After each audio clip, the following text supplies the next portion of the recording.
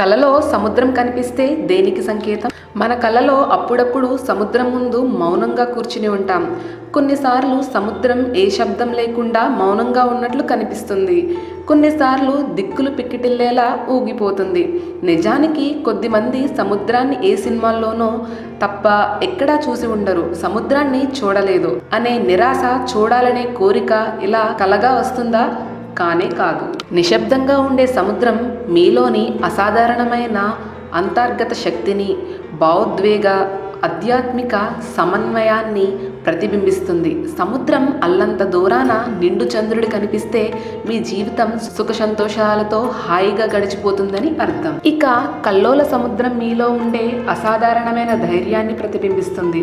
అంటే ఎలాంటి విషమ పరిస్థితిని అయినా తట్టుకోగలిగే సామర్థ్యం మీలో ఉన్నట్లు అర్థం. మీకు ఒక ఉదాహరణ చెబుతాను. మీలో మానసిక ప్రశాంతత లోపించిన సంఘటన ఏదైనా జరిగినప్పుడు కల్లోల కడలికి సంబంధించిన కలలు వస్తుంటాయి. ఫ్రాయిడ్ ప్రకారం దూరంగా కనిపిస్తున్న సముద్రం మీకు విశ్రాంతి లేదా విషయాన్ని సూచిస్తుంది. మీరు ఏదైనా విషయాన్ని కనుగోవాలని ప్రయత్నిస్తున్నప్పుడు సముద్రంలో ఈత కొడుతున్నట్టు కల వస్తుంది.